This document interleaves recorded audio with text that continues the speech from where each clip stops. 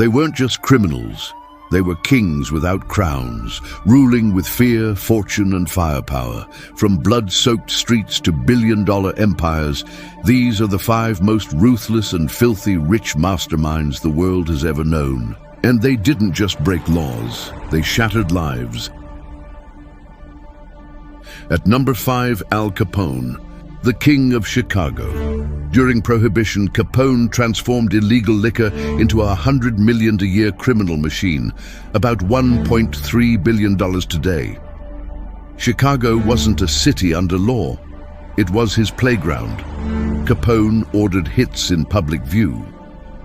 None more infamous than the St. Valentine's Day Massacre, where 7 men were lined up and executed with Tommy guns. Some shot so many times, their faces were unrecognizable.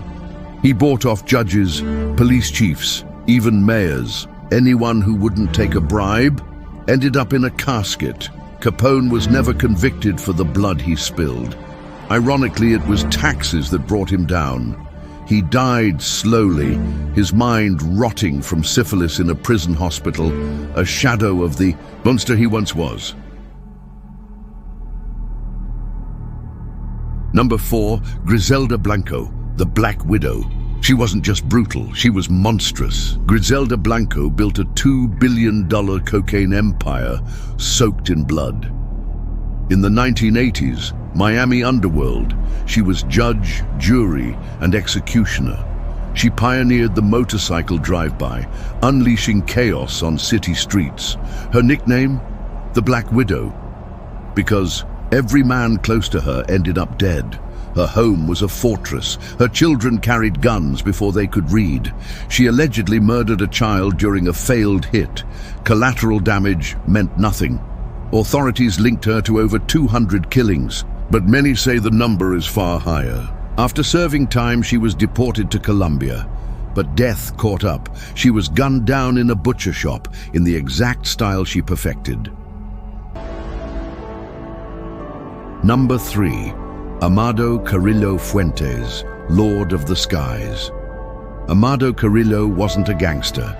He was an air force. With a fleet of modified jets, he trafficked over 80 tons of cocaine monthly into the US, pulling in over $25 billion. To authorities, he was a ghost. To rivals, a nightmare. Bodies turned up mutilated, dismembered, buried in shallow graves across Mexico. In 1997, he attempted to surgically alter his appearance to escape detection, but something went wrong. He died on the operating table, likely poisoned by the very doctors he hired. The aftermath: his 2 surgeons were found dead, encased in concrete, tortured before death. His funeral was a cartel spectacle, lined with armored SUVs and whispered prayers from politicians who'd once shared his table.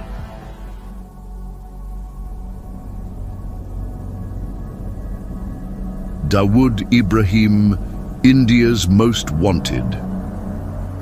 From pickpocket to global terror financier, Dawood Ibrahim rose from Mumbai's slums to control D Company, a criminal network operating across continents. He bankrolled arms deals, narcotics, illegal betting, and even terrorism. But his most horrifying act came in 1993, 12 coordinated bombings that ripped through Mumbai, killing 257 and injuring over 700. It was revenge, cold, calculated, catastrophic. He vanished after the attacks, reportedly sheltered by foreign intelligence. India named him its most wanted man.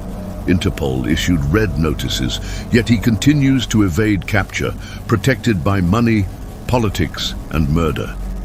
They say when Dawood wants someone dead, the hit doesn't come with warning. It comes with silence, and it never misses. And lastly, at the top spot, Pablo Escobar, the cocaine king. Pablo Escobar wasn't just rich, he was a narco-tyrant. His Medellin cartel earned $420 million a week, flooding the world with cocaine. And Colombia with corpses. He had his own prison, La Catedral, complete with a nightclub, a waterfall, and a soccer field. But outside its walls, he ruled by terror. Escobar ordered the bombing of Avianca Flight 203, killing 107 civilians just to eliminate a single enemy. He assassinated judges, journalists, and presidential candidates. He offered plata o plomo, silver, or lead, which means take the bribe or take a bullet. In 1993, after a national manhunt, he was tracked down and gunned down on a Medellin rooftop. Some say he was shot. Others say he pulled the trigger himself. But what's certain is this: Escobar turned Colombia into a battlefield and left it with scars that haven't healed. These criminals weren't just lawbreakers, they were warlords, CEO killers of underworld, empires. Their money bought silence, their violence bought power, but power like theirs never lasts. It ends in betrayal, in bullets, in blood, because no empire built on corpses can stand forever. Who do you think was the most dangerous?